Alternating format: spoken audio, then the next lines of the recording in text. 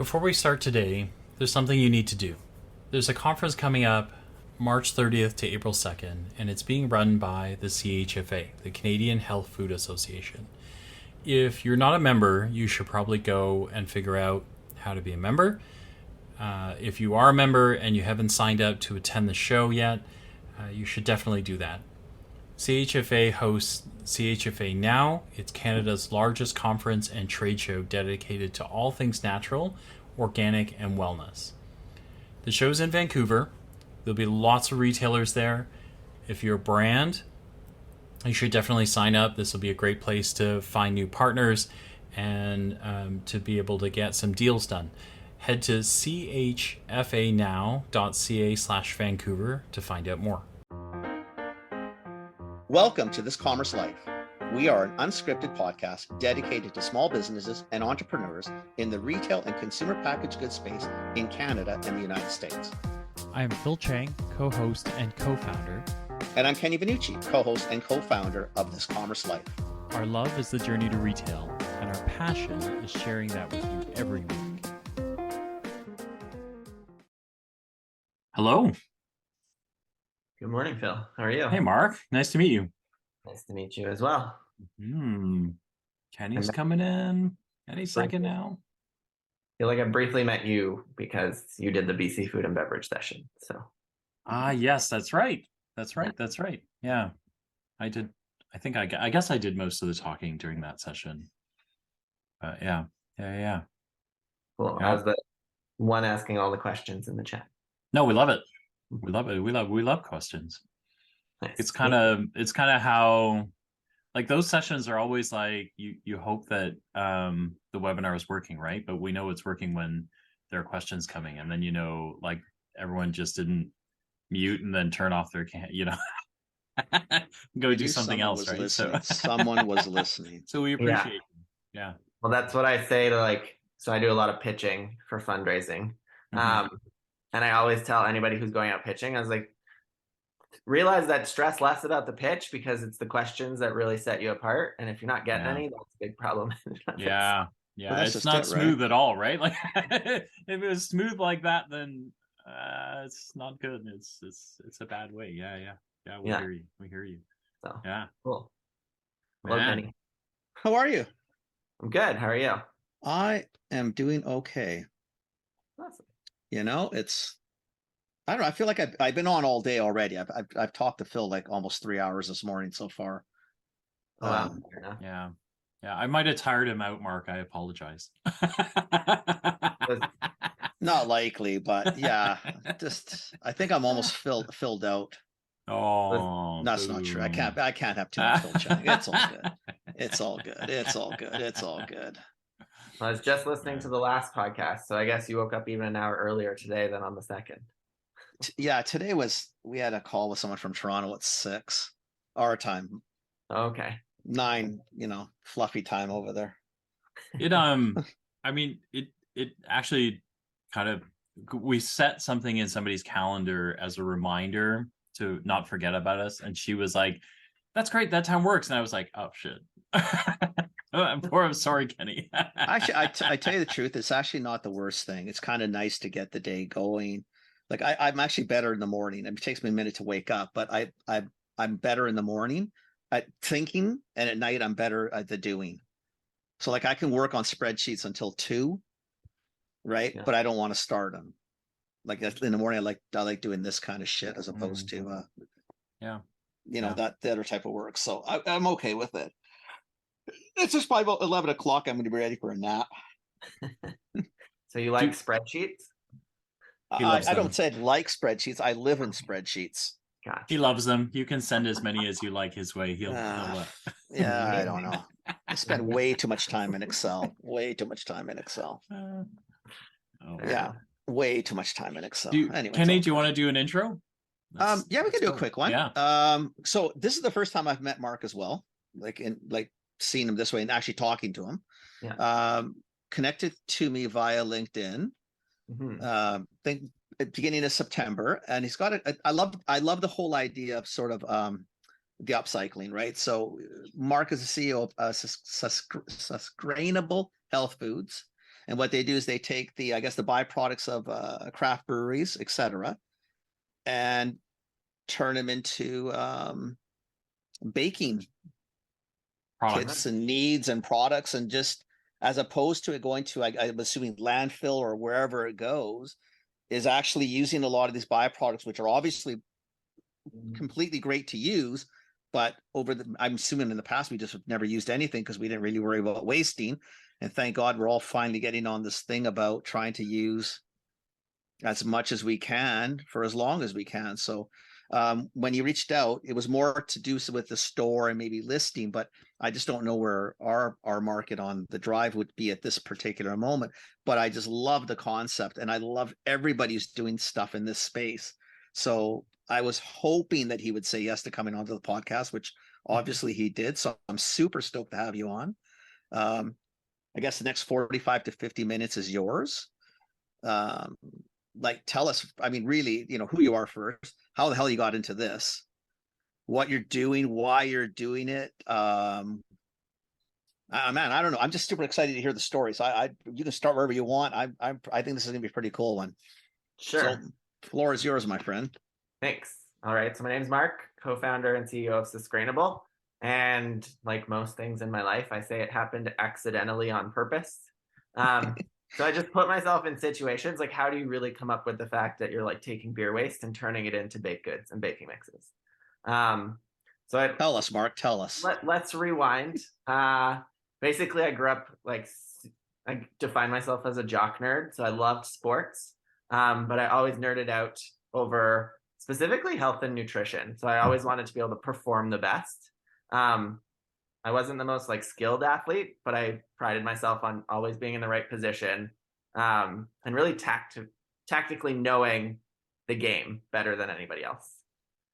So then that led me to do my undergrad in kinesiology. Really like the sports nutrition side. Here, like in where were you at school? Just curiosity. I was out near Phil. I would do my undergrad at Western University. Okay. Oh, nice. Yeah. Okay. Yeah. And I went there specifically because they had a really good soccer team. So I had my priorities in order at 17. Attaboy, good boy. It's good. So coming out of that, I actually was looking at doing a master's in exercise nutrition, but during the summer, I landed what was supposed to be a master's level position at Alberta Health Services, working with a pilot project combating childhood obesity. And so I was going to be the exercise expert on this. And I was like, okay, I can either get paid close to $35 an hour, which I'd never imagined making coming out of an undergrad with a kin degree, or I can go and drop another $35K to do a master's. So I was like, I'm going to take the paycheck. And at the exact same time, so within a week of each other, I got an interview to work for WestJet. And I grew up not being able to travel a ton, and that was something that was always on my bucket list. And so I took that interview, got both jobs at the same time. Bit of a workaholic, so I was like, sure, I can do 80-hour work weeks, not a problem. So you took both jobs? Oh, you took both jobs. I took both jobs. So that's why I say I was ready for entrepreneurship when it was time. Jesus. Yeah, you're not kidding. Buddy. I mean, yeah, Wow. seriously, you got to relax a little bit there, my friend. Okay. Relax is not in my vocabulary. Apparently not. So yeah, no, I'd wake up at like 6 a.m., kind of like you this morning, Kenny. Yeah. And then I would go to my first job, the healthcare job, work that till 3. My lunch hour was my workout hour. So I'd run to the gym, work out for 30 minutes. That's how I kept going. And then drive to the airport and work from basically 4 till 11:30, rinse, repeat. And the only thing I negotiated was Fridays off every second week. So every second week, Friday, Saturday, Sunday, I would pack up and go on a trip somewhere. Cause I'm like, if you're working for an airline and can get $50 anywhere in the continent, like, yeah, I'm gone. That's what kept me going. Yeah, I'll see you later. Yeah, no shit. Right? Yeah. Absolutely. So work hard, play hard. Did that for a while, then actually went in flight. The healthcare side, really passionate about it, but things in government went very slow. And so that's one thing that I didn't do well. I was constantly like, we could do this better. We could do this better. And yeah, no, they were just like, some of my coworkers was like, you need to slow down. You're making us look bad. And I was like, but I don't want to slow down. And so I knew the government wasn't fully for me. And at WestJet, I was like, hey, I'm not traveling enough. Let's travel and let's figure out what I really want to do next. So I actually pivoted from airport operations, became a flight attendant, traveled the world. After 3 years of doing that, my mother's like, can you please, please, please, please start using your brain again and go do something with your life? I love mom. Right? Mom's hilarious. Yeah. So, and then, yeah, so I started looking at I was like, well, I really always was kind of the entrepreneur at businesses. So at WestJet and Alberta Health Services, I was always kind of starting things and allowing for projects to get off the ground. And so I was like, all right, I think I have a mind for business. Took a few business classes at U of C, and priorities still in order at that point because I had 1 year left of eligibility. So I used my last soccer year for varsity soccer, got them to pay for my classes. See, I was getting to be a bit better at business. That's not bad. And then I, after taking a few classes, and one in particular was about entrepreneurship, my prof was like, stop playing around with this and get an MBA. I was like, okay. Looked into the MBA, and then I was like, U of C is not the MBA for me. It's very oil and gas centric. Great university, but the program was too oil and gas centric. Mm-hmm. And then when I looked at other programs, UBC was all around sustainability and innovation. So that brought me out to Vancouver, which is where the sustainable story really begins. Jumped into the MBA, loved it. It was the first time I was around basically everybody who does an MBA is a very type A personality. And I was like hyper competitive, loved every aspect of it. And 4 months in, one of the classes was basically all around entrepreneurship and starting a business. And one of my MBA colleagues came from the beer industry. He worked for 5 years there, and he was like, hey, we have this byproduct. It's basically barley. All the sugar has been removed. All the fiber and protein is still kind of there. And he's like, it's actually a huge problem for us. It's starting to become a bigger waste management cost, especially with the breweries who are in high urban density. Right. And so immediately I was on the other side, and we're like, let's look at what we can do with it. That was just this is the problem. What can we do with this of higher value than it going to landfill? Right. Mm-hmm. And I was like, there's 7 of us in the group.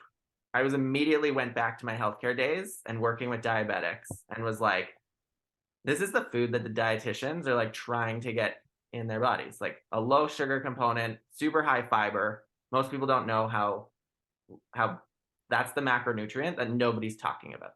Right. And it's causing a ton of gut issues, metabolic conditions. It's estimated to be a $500 billion economic cost in North America, the lack of fiber in our diets. And so I was immediately we need to turn this and get it back into people's diets. And so then I was like, okay, we immediately went out to the breweries to see, can we get some? They were like, who are you? What are you doing? Why do you want this? And then please take some. We have so much of it. Just take it. No, it's funny. They don't say that though, because they're like, why do you want my garbage? Oh, yeah, okay. But I understand that, because I've been thinking, what are you doing? Are you gonna reverse engineer something? What's in this that I don't know? What are you doing? What am I not seeing? Okay. Yeah. So then there's a few breweries who are like, okay, cool. I'm like, sure. Some are like, no, this is a disruption from our operations. Go away. But yeah, no, we had one brewery in particular who was super keen, Faculty Brewing down in Mount Pleasant, Vancouver. Maurizio is also a food scientist, so the owner. So he's like, this is cool. Go for it. And he was immediately like, oh, make sure you deal with it immediately because it goes off pretty fast and that. So that got us thinking, oh, right, there's a food safety component. And so the very first thing for me is okay, if we're trying to make this food, we got to get people tasting it as fast as possible. So while 2 of the food scientists looked at the food safety thing, I immediately went, grabbed a pail, found out when they were brewing, grabbed a pail, took it back home, dehydrated it in the oven. So we knew this wasn't going to be scalable, but let's see if this is actually, we can make it taste good. Was my number one thing, right. Knowing. And first step is my roommate's kid was losing his mind because he's like, the house always smells like a barn. So that was hilarious. That's down. Funny. Right? took us 10 hours to get about a kilo, our first kilo of grains. Then I decided, I was like, okay, I got to make this finer. Like it's really sharp. I can actually show it to you. This is what it looks like, if you can see. Okay, wow. so it's pretty chunky. Okay, chunky. Yeah. Okay. Because 70% of a grain is sugar. So we're dealing with actually only 30% of it. So And so at this point though, like the process is all the sugar's out because it would be used to make the alcohol. I would assume. I'm assuming that's what the process is. And this is just straight byproduct. Exactly. Straight byproduct, straight protein, fiber, and minerals. That's And it doesn't, the fiber doesn't, it's not degraded at this, like it's still. Yeah, no, Part of it? all they've done to the grain is steep the sugars out. Like they just It's boiled it, okay. basically. Yeah. Okay. So then in the oven it would have gotten degraded a little bit because you're cooking at a higher temp. But now Okay, the yeah, way we're doing heat. now the I way get we're it. doing it, it's lower temp and it's Right. preserving the nutrients. But that first batch, so then I'm like, oh man, I got to mill this down. Who has a home mill? Nobody. So I'm like, I have a Vitamix. So blend it down in the Vitamix. And I was like, okay, cool. Then I'm like, most people are like, oh, you started a baked goods company because you love baking. I'm like, I hate baking. So Of course you do. Why wouldn't you, right? immediately. You're making baked byproducts something. I totally understandable that you hate baking. Right. Well, our first hire was a baker, so you can see where we went. But then I was like, I didn't hire a baker at this point. I looked at my roommate who loves to bake, and I was like, want to bake something? So I'm there to eat it and taste test it. She's busy like trying to make something delicious, and she's like, what should we bake? So we ended up baking cookies and banana bread were the two first things we baked. So this is like a flour consistency now. Like it's like a baking flour. A very coarse. Coarse still. Okay. Very coarse flour at this stage. So we make cookies. We're like 2 months into our project. I show up and we're like with all these other groups who've got these like software things and they're trying to get random stuff off the ground. We're like working prototype, put it in your mouth. And we have like probably a 75% of the class who's like, this is so cool. And 25% that's like, I'm not doing that. I need to know more about this. So we're already kind of getting some like customer feedback on what we can expect. Right. Because it was really out of the blue. And this is where my kinesiology training really comes in handy, is as they're eating it, because of the story, people want to love it. And like, this is mostly friends and people who know me at this point. So they want to love it. But their face was telling me something else. So I was like, no, but why are you making that face? Like, what don't you like about it? And they're like, I actually really like the taste, but it's scratching my throat. Okay. So it's just not milled enough, really, I guess, at this point. Exactly. And this is where my co-founder came into play. He was kind of, he actually grew up a barley farmer. And so why wouldn't he, right? I reached out to him because I knew him from Alberta Health Services. He was working in government there. And I was like, hey, what do you know about milling? And he's like, what? Like out of nowhere, of course. Then give him a bit of the backstory. And he's like, oh, you just want like a small personal mill. He's like, well, my grandmother has one or had one. My grandmother had passed away. Do you want me to send it out? So this like 100-pound, like tiny mill. It's tiny for 100 pounds. Like, this is like dense, old school made. Gets shipped out. We mill and we get like an actual consistent, like at this point, it's a decently fine flour. And so we're like, okay, we bake a few more things. We present the final project. And everybody's like, this is cool. This is unique. Some of the like more techie people are like, you should turn this into a protein supplement. So I did go down that rabbit hole a little bit, but I was like, the fiber component is actually a bigger part of it. And it's like, it has the whole story already there. It doesn't need to go through, and it doesn't need to compete. There's so many people doing protein. It's such a crowded space. Yeah. Let's just stick to flour. Yeah. Stick to the basics. And then like it evolved from there. So that's when Clinton, my co-founder, and Ange, the baker, we discussed it. Everybody at the end of the project was like, that was exhausting. It was so much fun. I'm done. And I was like, no, this is a business. I'm taking it forward. So let me stop for 1 second, Mark. So when is like what's the timeline on this? Is this like last year, 2 years ago, 5 years ago? So this was 2018, January to April. Okay. Okay. So just before the Lovely World event that's coming up. Correct. Okay. So then, and while we were doing this, so the home baker at home, she baked up a ton of cookies. I took some to present for the final project. Right. And she works in the restaurant industry. So she was like, she took half the batch to work of cookies. And then she came back and she's like, man, everybody at the restaurant loves the cookies. And they owned a bar and a cafe next door. And I was like, oh, do you think they'd let us like trial products at the cafe? Anyways, the owners were like, all right, if you guys want to bake it in our kitchen, you can trial things. So for the rest of my MBA, we sort of iterated a little bit. Me, Clinton, and Angela. She basically worked next door to the cafe. She drove traffic to the cafe because she was like, go try my baked goods next door. Wow. And if you ever meet somebody who can sell, it's her. Yeah, she's the only one who can outsell me at Sustainable without trying. And so, yeah, the cafe sales were going well. We were looking at it. So what do we do? And we're just like, okay, let's start at farmers markets. It's very low cost. Right. Meanwhile, I'm still talking to Clinton. So I was like, hey, if we're doing this, you need to move out to Vancouver. We're going to need your help. And he's like, he has a cushy government job. But he ended up negotiating himself a sabbatical, which is great. So he came out.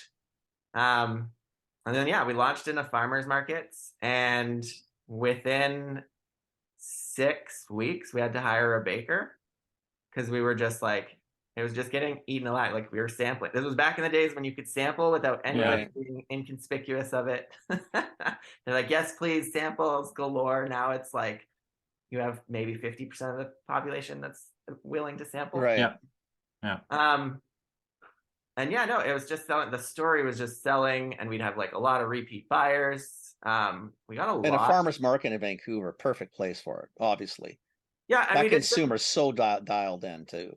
Yeah, and we did some unique things. Like I was like, let's go check out Squamish. Let's do a couple outside the city. Right. So Squamish was one that I was like, I'd gone up towards Whistler, and I was like, Squamish is this interesting spot that I'm like, let's go there because I think they get a lot of tourist traffic.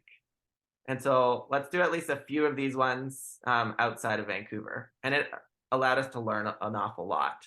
Squamish is actually where it went viral the fastest. But then it also drove people to markets in Vancouver.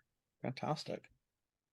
So, yeah, no, we had a $61,000 first year in 6 months. And we were like, okay, this is like pretty good for something that's like, we're selling garbage for all intents and purposes. What a year ago would have been deemed garbage. Well, it was complete waste, right? It was tossed out. Yeah. So while we're doing all this, Clinton is working like diligently on finding like, okay, how do we dehydrate at scale? How do we get the cost of the flour down? Like that's his main component. Me and Ange are focused on selling, building out the market. The farmers market season, when it ends, we have to do something else. So we're looking at cafes. Meanwhile, our cafe is like, they're like, well, you can't keep working out of here and sell to everybody else. Like, we want this for ourselves. So then we relocate in a commissary kitchen, get a lot of our own space during this time. And then, yeah, we launched into 12 cafes. We were just, so coming out of 2000 and going into 2020, we were just lining up about 2 to 3 cafes a week. We were 2 weeks away from closing our first funding round. We actually just launched into a climbing gym, which was selling way more viral than we expected, was outselling all the cafes at about 4 to 1. Wow. Wow. Yeah. A climbing gym. Interesting market. And a climbing gym. Yeah. Because I think it's like a lot of the climbers, one, they understand nutrition, but two, they understood the story and they're like, this is what we need to do to preserve. They're at a climbing gym because they want to climb the mountains during the main season. Mm-hmm. And so they really got behind the product. That's awesome. And then what's not awesome is COVID hit right then. Yeah, and then the world falls apart. So we were 2 weeks away from closing our $250,000 first like little seed raise. So that fell apart. And yeah, the world got turned up on its end. I was like, I'm a big person to like not hit the panic button right away. My other two co-founders were hitting the panic button left, right, and center. And so I was like, hey, let's give this like 2 to 4 weeks and like let's breathe. We're not in like crazy trouble. The government's starting to release like all these funding to like at least we'll be fine. And yeah, over the course of that next 6 weeks, we kind of determined what we were going to do next. Me and Clinton were like, yeah, we're continuing on. Angela she's a single mom. And so she's like, I just became my son's full-time teacher. I don't think I can keep doing this. And we're like, that makes sense. And yeah, so then we looked at the business. We kept selling the cookies a little bit. Some of the cafes came back. Only half of them came back online. The climbing gym was still closed. So that one never came back. And then the SIBA loan came out and we were always like, we need to go in CPG eventually. So we'll fast forward the timelines on CPG. 2023 was going to be the year we started into CPG. Yeah. Oh, you're on track. You actually started ahead of time. Well, no, because we're like, when we started this, we're like, we need a facility before we go into CPG. And we'll be right back. Hey, Kenny. Billy boy, what's going on? I got a question for you. Shoot. My boy's coming home in a couple of weeks, and he's deathly allergic to peanuts. Every time that he comes home, the wife throws out my peanut butter. Doesn't matter how much I've eaten, how much I love it, how much I rely on it in my diet. She just throws it out because she's afraid of, the boy having to go to the hospital. I'm going to say it's a tad aggressive. Just keep that to yourself. I'm telling Kathy you said that. Don't say a word. But aggressive. So here's my question for you is, where do I go to find someone who makes either a nut or a seed butter that I can have that's not peanut? Are you kidding me, Phil? They're from your province. They're out of Brantford. Local Canadian company. They produce. Who are you talking about, Kenny? Nuts to you nut butter. Nuts to you nut They're butter. everywhere. Yeah. They've got distribution everywhere. They're from your part of the world.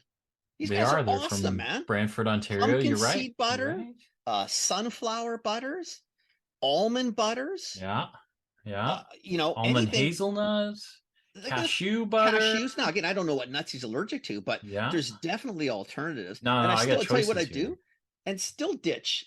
Just go grab your peanut butter, but just keep your mouth shut and just sort of hide it. Maybe leave it in the car or somewhere so the Kathy doesn't get to it and ends up in the garbage. I know. A little aggressive.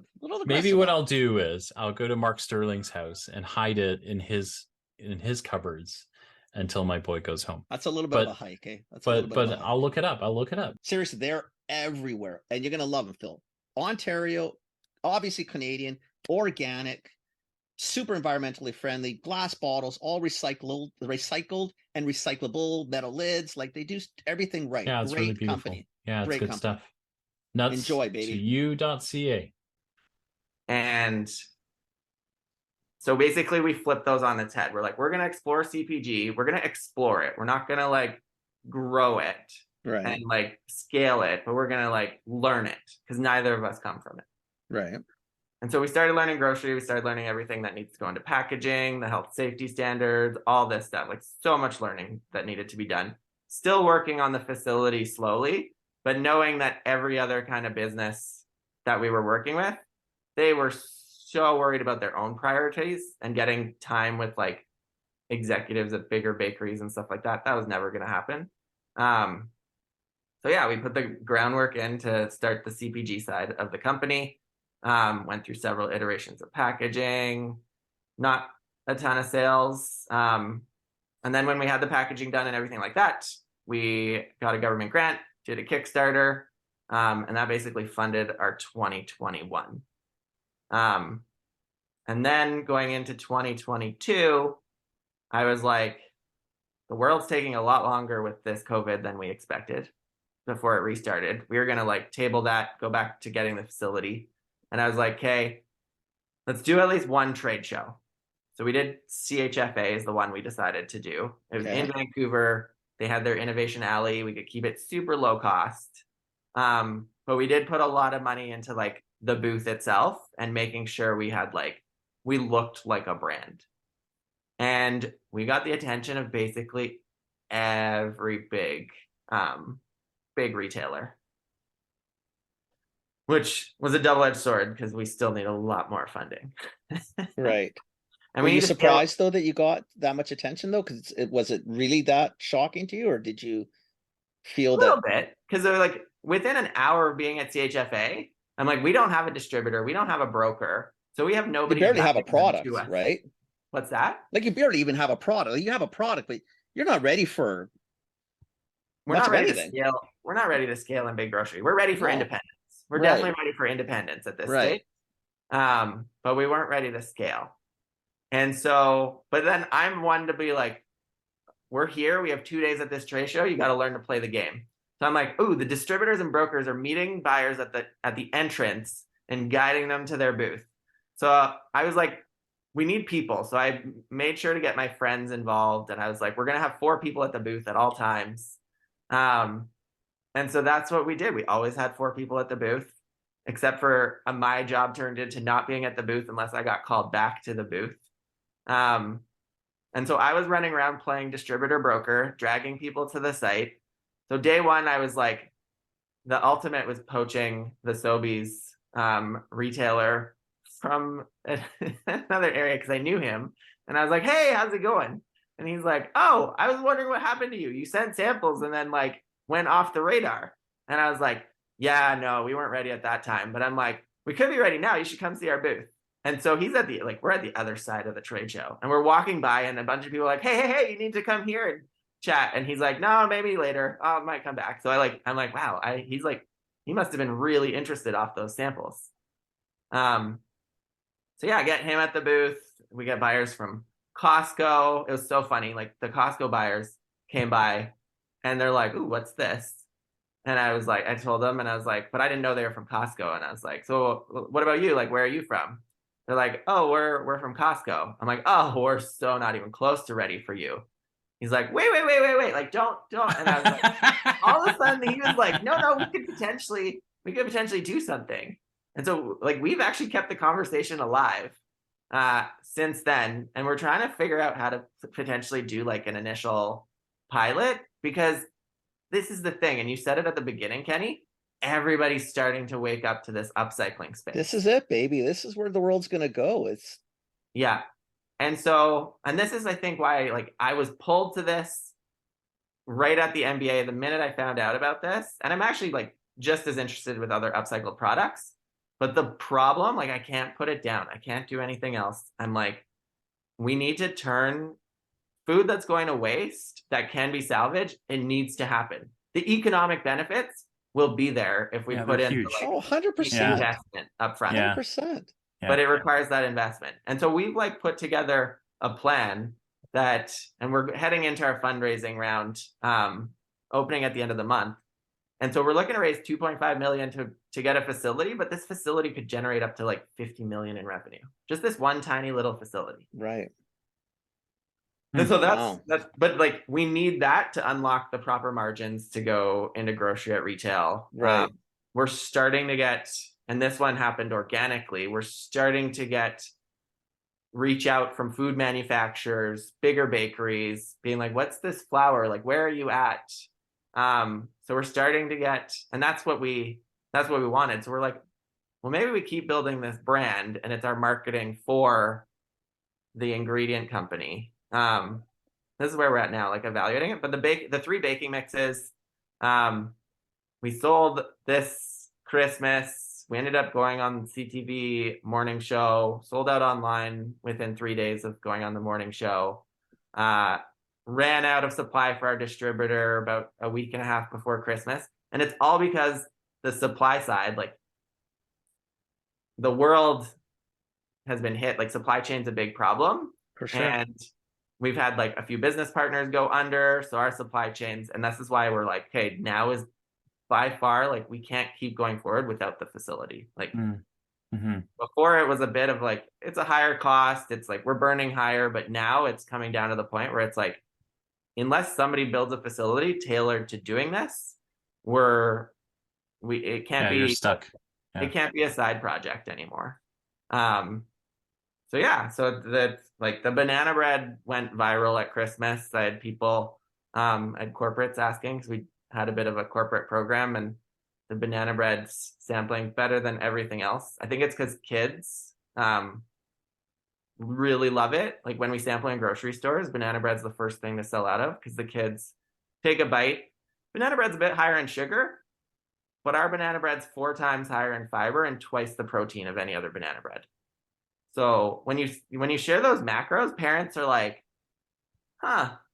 And it's easy enough for the kids to bake. So maybe you can teach them some cooking skills. They get really into the sustainability side of the story. So our baking mixes are almost like this educational piece for the circular economy, is how I'm like positioning it to investors. Like you have to look. I kind of like that. I think your play is, yeah, that's a pretty cool way to do it.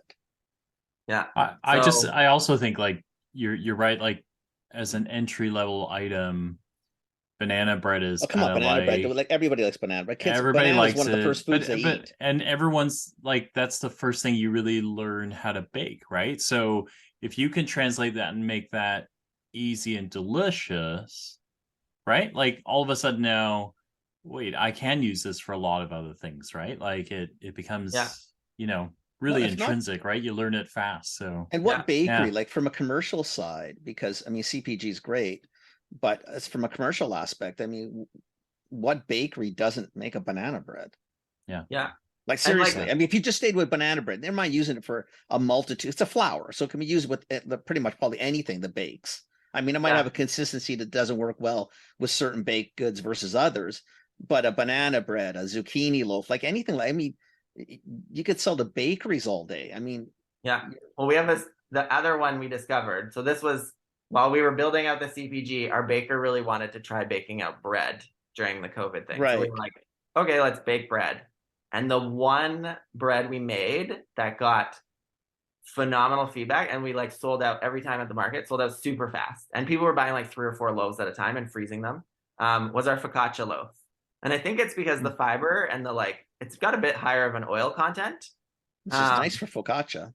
It actually ends up working. Like the blend with that we came up with made this perfect focaccia, and we won like one market. We didn't sell out. It poured rain, and so we're like, we're this food waste company, so we don't waste. So we're like, okay, I'm gonna take it back to the bakery. I'm gonna dehydrate it, and I'm like, we made crackers, sure, croutons or whatever, right? These thin crackers with it. So I'm like, I would love if there's somebody on this, a bakery in Vancouver or somewhere nearby that wants to experiment with this focaccia and experience with crackers, because charcuterie is going wild right now. Absolutely.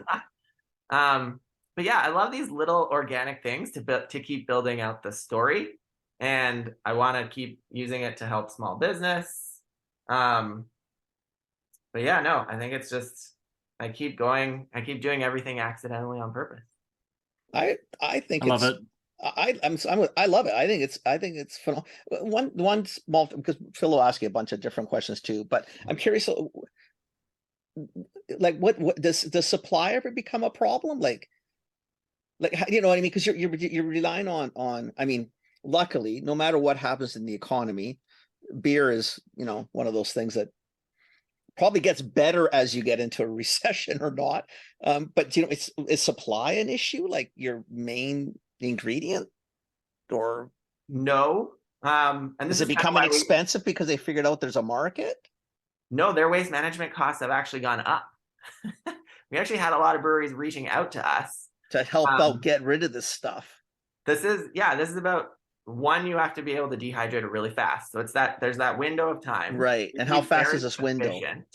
Like, is this really tight? So regulations, based on what we've done, and looked at, regulations could change eventually, but playing within the current window, it is quite tight. Okay. But yeah, no, Clinton has done a very good job of figuring out the best way to do this.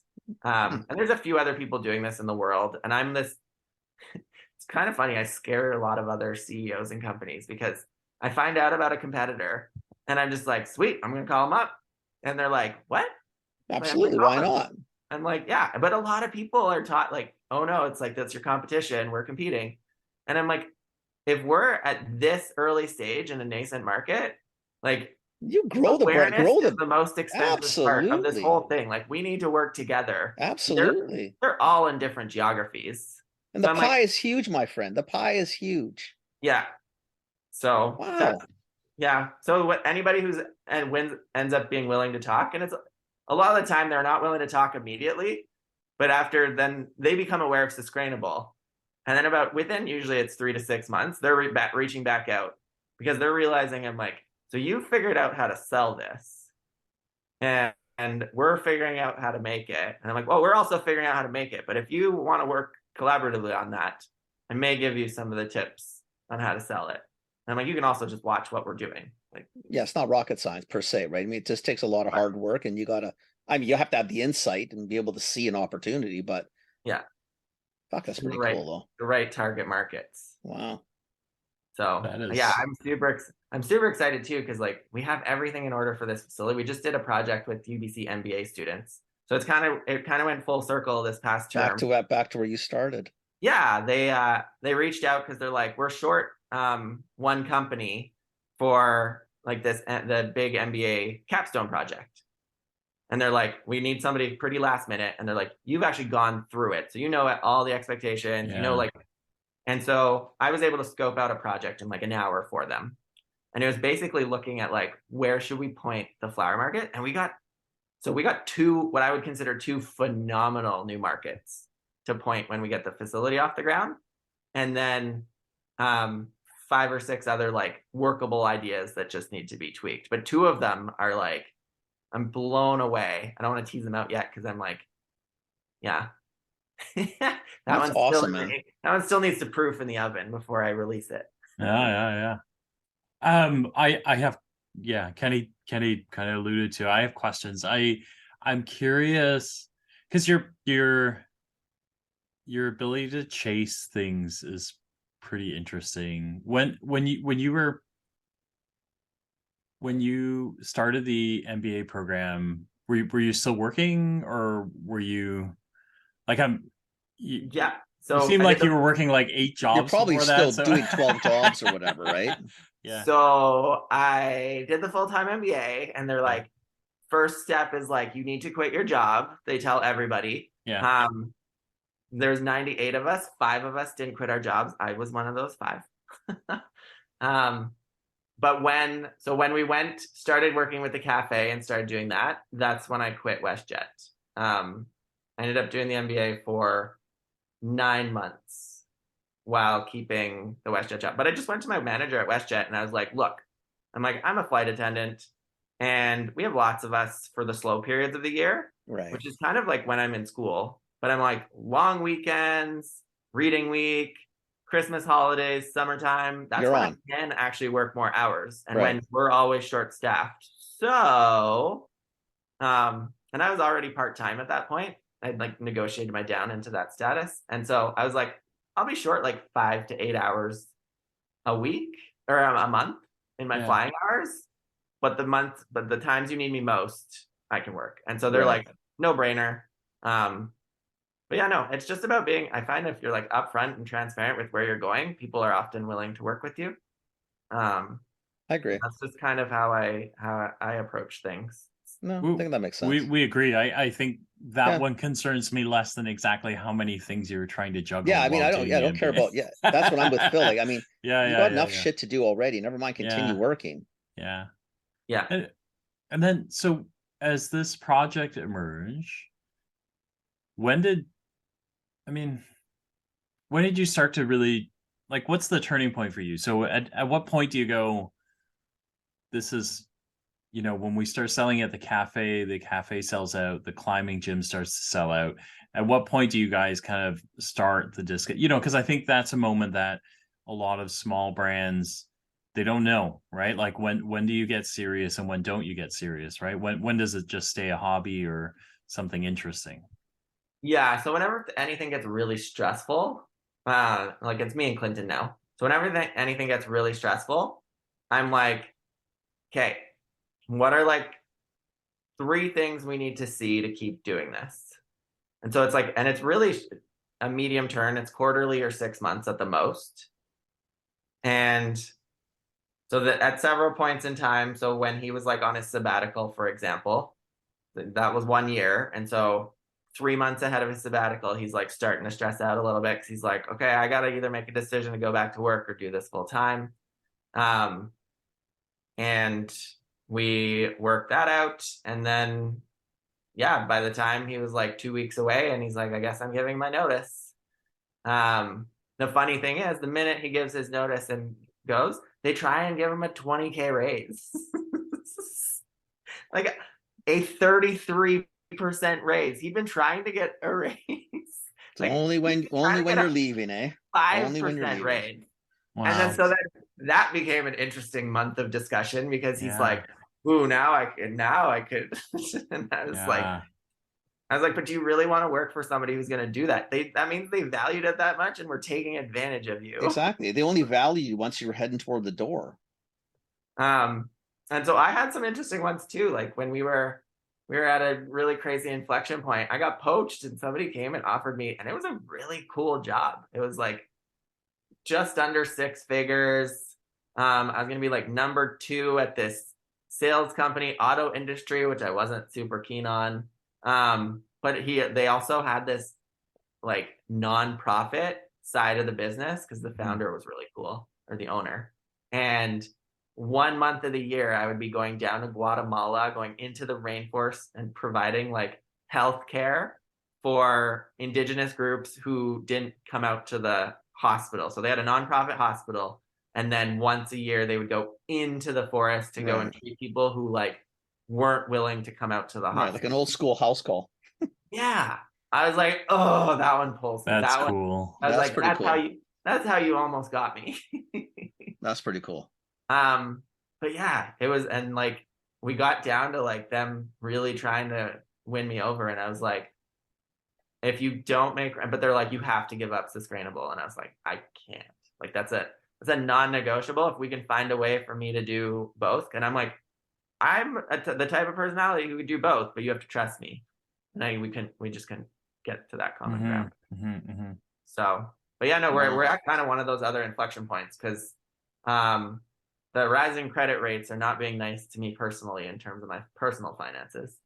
And the interest rates and the rate they're climbing at, like I predicted a lot of things. COVID and how quickly interest rates would rise were 2 that I did not.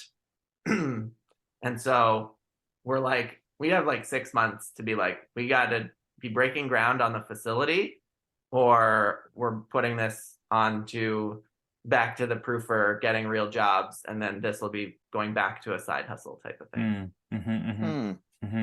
So we're trying to avoid that, where we're going to work our asses off to just try and keep it full time. But that's kind of our timelines, is within 6 months we need to raise that. We need to be breaking ground on that facility. Right. And where you build? Were you thinking?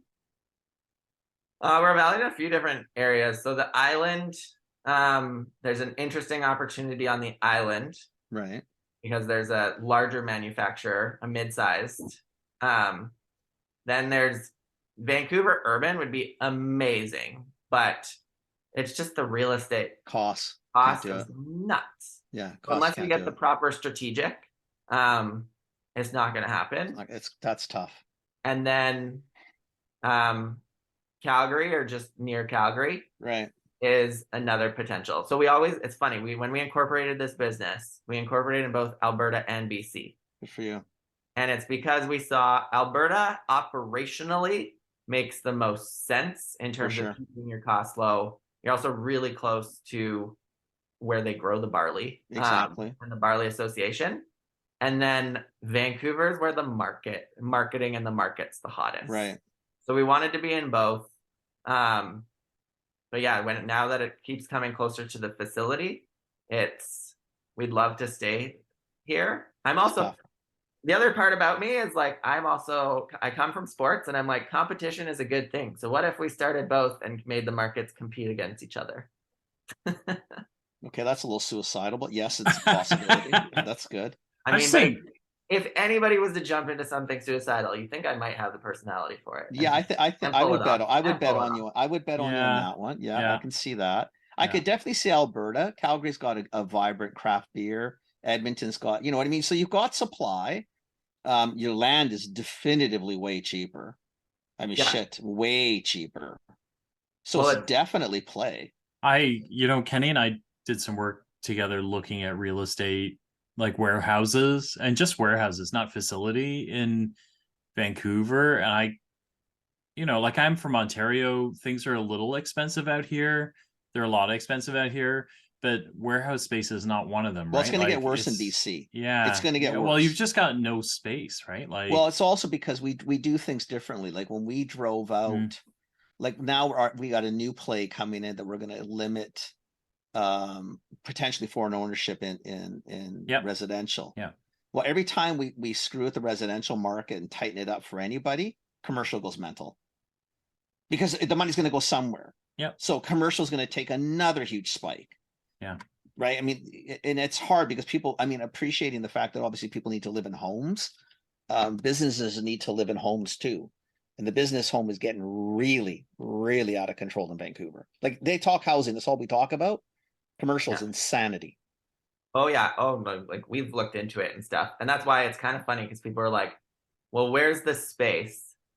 I'm like, Interior, the north, the island. Need to, but like in Vancouver, when we talk to an investor, they're like, "If I give you the money today, what's the space?" I'm like, "We need to have the money before you find the space because you need to pull the trigger and have it like it's or else it gets picked up like a good." But what are you going to do with $2.5 million? What are you going to do with that? Oh, we only need 3,000 to 5,000 square feet. We don't need a lot of space. I know, but Vancouver. I mean, I know what warehousing costs. Never mind a facility. Yeah, but the facility needs to be close to a concentration of breweries. 100%. I think your island or your old province is probably. Yeah. I hate to tell you, it's probably the play. Or you go to the interior, like you hit a Prince George, Kamloops, Kelowna, and there's a ton of obviously craft breweries in there. I don't know what distance this is viable for. I don't know how much time you need, how you need to ship, if there's cold chain involved. But yeah, it becomes complicated, right? Yeah. So that's basically the stage where we're creating the plan for both. But Vancouver is, we said the same thing. It's looking less and less likely. Yeah, it's a tough one. Unless the local municipality. And that's the other thing is that the government, it is in their priority list to address some of this stuff. So that's the type of space we might get lucky just because we are doing something unique and we are part of their priorities. Yeah, so good luck. Their priority right now is to squash everybody complaining about residential, though. That's a shitty part. Right. Business doesn't get to play. I hate to tell you, be the pessimist, but business doesn't. I mean, the taxes go up. Like it's just business always seem to get hit. And it's always small business like what you're talking about, where you're not asking for $100 million. You're just asking for a little play. Yeah. In a spot, but this city's becoming really, really, really. I mean, fuck, you got to go to Chilliwack or Hope. Oh, it's funny because I got asked to go to a municipal thing because they're trying to push through circular economy. And it was my first time going to chat with this municipal government. One, I was like, you just wasted 4 hours of my time. Exactly, which I'll never get back. Thank you. Well, they said they're like, we're going to call you. You're going to come in. It's going to take 15 minutes of your time because you're going to get called within 15 minutes of your chat. I was sitting there. I was like, this is, but I'm like, I was also to the point where I'm like, okay, but I just need to understand this a little bit. So I stayed to see, and I was like, wow. And every time they had 4 people from the circular economy speak, and people were speak, and then they ask, every time they're asking the question, they're like, well, what do you think we can actually do about it? Because they seem to think they can't do anything about it. Well, they're a circular economy. The meeting becomes a circle. Yeah, it's a circle. They just need to do. Jesus, they're doing something about it. Just do something. Get off this merry-go-round. The circular economy, we're not talking about making everything circular. This meeting is circular. Yeah. Because we just talk about the same thing over and over and over. Yeah. Oh, yeah. Let's do something. Yeah. They asked all the business leaders, what can you do? And it was still not a clear idea. No. And then they got to me. I presented. They're like, oh, okay. They're like, well, do you have any ideas? I was like, sure. Abolish triple net leases. And they're like, good luck, buddy. Oh, I know. But I said, I'm like, if you want to do something, abolish triple net leases. That's the only thing that'll actually make a huge dent. No, that's not going to happen. Yeah, not going to happen. No, but I'm like, I still said, and that's why things in Calgary are like much better because that's triple net leases aren't super Buddy, common. the thing across the country, we're the only freaking city on the planet that lives on triple net.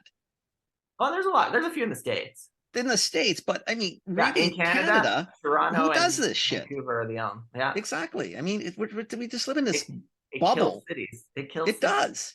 It So- does. Like, we have no warehousing left in the city, no growth. Like, it's hard to do shit. And it's such a cool city, to your point, to do things. Like, I hope sometimes we'd have people who could make a difference listen to these podcasts and help us with this, because it's a big, big problem. Yeah. Big problem. Well, order of importance, though. Mark could use some funds. So Mark's looking for 100%. So I if mean, we this have is such a listeners, cool thing, man. Such a maybe cool thing. Jiren, if Jiren's still listening, anyway. Yeah. Contact Mark. Mark could use some help. Hey, Rattan, you can contact Mark. Yes. Might be a real cool one in there too. Like, there's Jiren, a lot of people. Rattan. Oh, and Justin Osborne. Yeah. Yeah.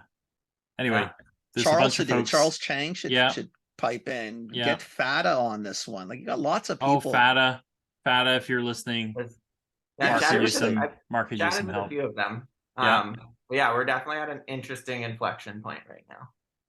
Yeah, we because hate you to know see what? you Because go what you're back doing to is part-time. Yeah. Yeah, but what you're doing is relevant, my friend. Like, honestly, like, even if it's not, like, even if you expand outside of this, think of how many industries where the byproducts are just landfill.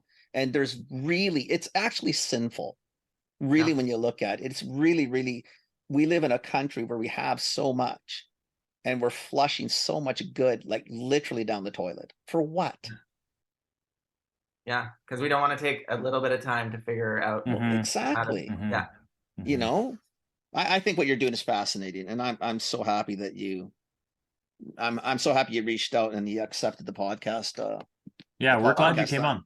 We're really glad, because we're gonna have to have you back on, because it's only an hour. I want to know where you're at. I want to know where you're progressing. If you need any help, you can bug us. Like, I think what you're doing is fantastic. Yeah. Cheers. I appreciate it. I'm really glad we got a chance to chat too. I knew you guys were awesome when I started listening to the BC Food and Beverage and I attended that event. No, thank you. Thank you. Yeah. And you, it's because Elisa gives us a chance. Sumner gives us a chance. Yeah. I don't know why they tolerate us, but they do. So we're thankful for that. Well, Kenny, you made the mistake of telling me you're really good with spreadsheets. So, buddy, if you need help, if you want some stuff, we're here. This is what we do. We love doing this shit. I mean, and I just think I just love your idea. I love your enthusiasm. I think you're just a really cool young man with just a lot of drive and spirit. I mean, that's awesome. God bless you, man. Thanks for calling me young, because I feel like I've aged 20 years since starting this business. I didn't want to say that to you because I didn't know you from before, but yeah, you're looking a little rough around the edges, but that's okay. The funniest story about age in our business was when we first started this, Clinton literally looked like he was 18 years old. No more. And they're like, we'd go and talk to investors and they're like, we need to make him look older. Like, our advisors are like, he needs to look older. And like 2 years later, after like, honestly, COVID, and about 2 years later, I'm like, he almost looks his age now. And they're like, yeah, no, he looks like a tattered businessman at this point. Yeah, he's looking rough. Oh, that's awesome. Poor guy. But no, he's such a power. People like, I get a lot more credit than I deserve. He deserves so much for everything he's done behind the scenes. There's one the next podcast, and the next time, let's have both of you on. Yeah. No, that sounds fun. But seriously, I would love to. I want to know where you're going. I want to hear where you're going. I really do. Cool. Yeah, maybe 3 or 4 months from now. Yeah, seriously, I'm that serious. I think because I think of anything we do right now. We talk about recycling and we talk about all these other things where we know there's so many problems, especially with package recycling and how it works. This is not that. This is doable, and you can reuse this now, and with a health benefit. Never mind just an environmental or economic, a true personal health benefit. Huge health benefit. Come on. Shit, this stuff's awesome. So much health benefit to like getting more fiber. And this is part of like the diabetes side. I'm like, it's because we're drinking most of our calories. Exactly. So I was like, let's not throw away the byproduct. Let's just eat. I keep saying this is the whole grain approach. Right. It's a different way you made beer healthy. We do make beer healthy. And we We have a baker who makes these Come on. these pretzels. I'll shoot you a link. If you're free the 17th, I'm doing a small little circular economy thing for businesses, small businesses in Vancouver who signed up to City of Vancouver and VEC thing. But I'll shoot you the invite. Shoot me the link. Yeah. Shoot me the link. Awesome. If I'm available, I'm all over it. Mark, Cool. if people want to find you, where do they find you and where do they find Sustainable? Sustainable.ca, sustainable.com. It's a unique name, so you can the minute you type it in, you'll go to our website. And then finding the product, please support our retailers. It really helps supporting the grocery stores. It also means I don't constantly have to go in and sample in the grocery stores. Mm-hmm. But And you? yeah, They no. want to find you? LinkedIn, If they want to the best find me, place? LinkedIn. Yeah. My LinkedIn, Okay. Marc Wandler. That's my most active social media. Perfect. But yeah, Perfect. Mark, thank you for doing this. Buddy, appreciate it. We're Seriously. so glad you did it. thank you so much for making the time. And we'll No, our pleasure. talk Thank again you. in 3 or 4 months. Okay. Sounds good. Thanks, Mark. You go Awesome. do your day. Hey. Phil, you hang on for a minute. Mark, Thanks. seriously, thank you. Appreciate it. Thanks, Mark. Thanks. Bye, Kenny. Okay. Bye, Phil. Take Bye. care, man. Cool. Well, how fucking cool is that? Like, seriously. Yeah. Very cool. Very, Like, very I mean, cool. really. Come Yeah. on. Yeah. I Yeah. love that. I love that one. I really do. I think that's just really cool. I love it. I Okay. love it. Okay. You know what? Because people will have to tell them, we're rushing to the next podcast, which is about 30 seconds away. Yeah. Thank you very much for listening. Thank you for listening.